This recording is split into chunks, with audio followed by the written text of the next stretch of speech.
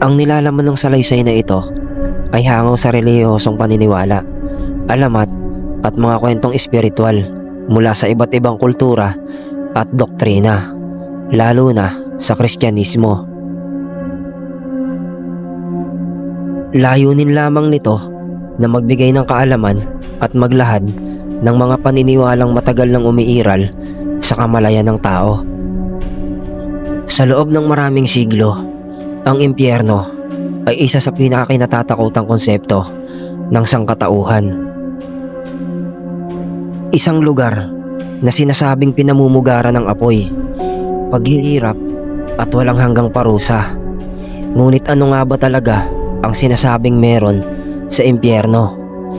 Ano-ano ang makikita roon ayon sa relihiyon, kasulatan at mga kwentong espiritual? Sa salaysay na ito, sisilipin natin ang madilim na paglalarawan ng impyerno, hindi upang takutin, kundi upang maunawaan kung bakit ito naging simbolo ng sukdulang kaparusahan. Ano nga ba ang impyerno? Sa Kristiyanong paniniwala, ang impyerno ay lugar ng walang hanggang parusa para sa mga kaluluwang namatay na may mabibigat na kasalanan at hindi nagsisi. Ito ay hiwalay na presensya ng Diyos, isang kalagayan ng lubos na kawalan ng pag-asa, liwanag at kapayapaan. Ano-ano ang makikita sa impyerno? Ang una, walang hanggang apoy. Ang pinakakaraniwang paglalarawan ng impyerno ay dagat na naglalagablab na apoy. Ngunit ayon sa ilang teologo, ang apoy na ito ay hindi lamang pisikal.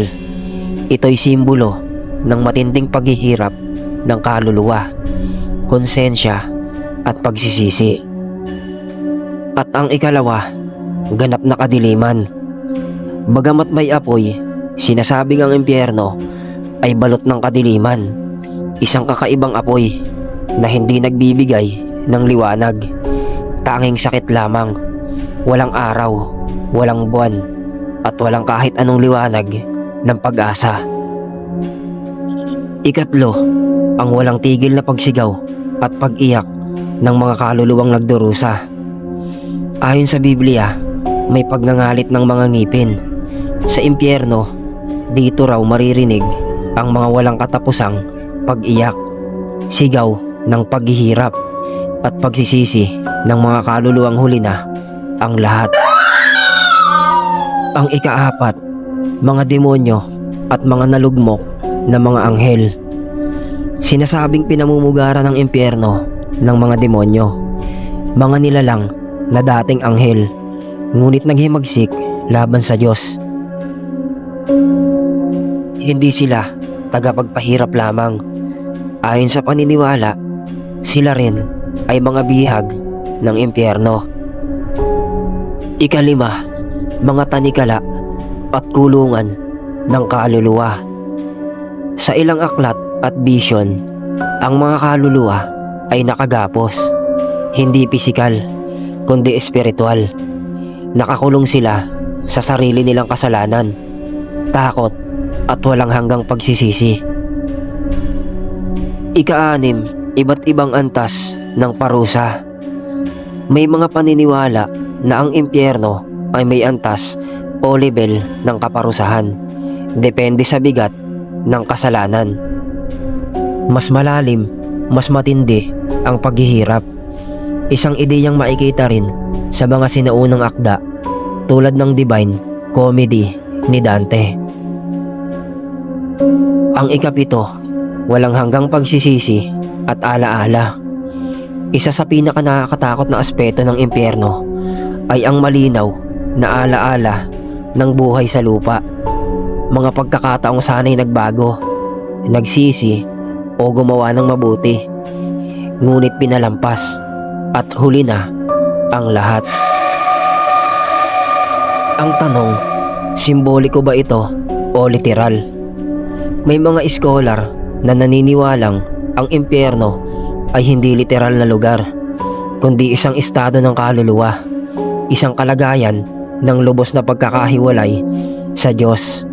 Ngunit para sa marami, ito ay tunay na lugar ng parusa na dapat katakutan at iwasan. Ang impyerno, totoo man o simboliko, ay nagsisilbing paalala sa sangkatauhan tungkol sa kahihinatnan ng ating mga pinipiling gawain. Hindi man malinaw kung ano talaga ang eksaktong anyo nito, malinaw ang mensahe. Ang bawat kilos ay may kapalit. Sa huli, ang takot sa impyerno ay hindi lamang tungkol sa parusa, kundi paanyaya na piliin ang kabutihan, pagsisisi at pagbabago habang may pagkakataon pa.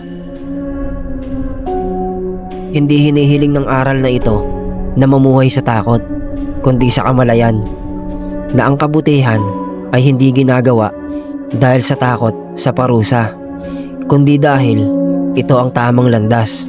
Ang impyerno, sa huli, ay larawan ng buhay na piniling walang pagmamahal, walang malasakit at walang pagsisisi.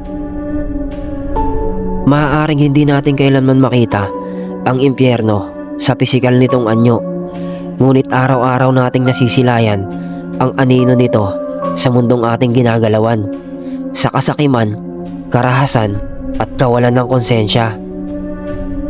Sa huli, ang tunay na tanong ay kung hindi totoo ang impyerno, kundi kung paano natin pipiliing mamuhay upang hindi natin maranasan ang kahulugan nito, dito man o sa kabilang buhay.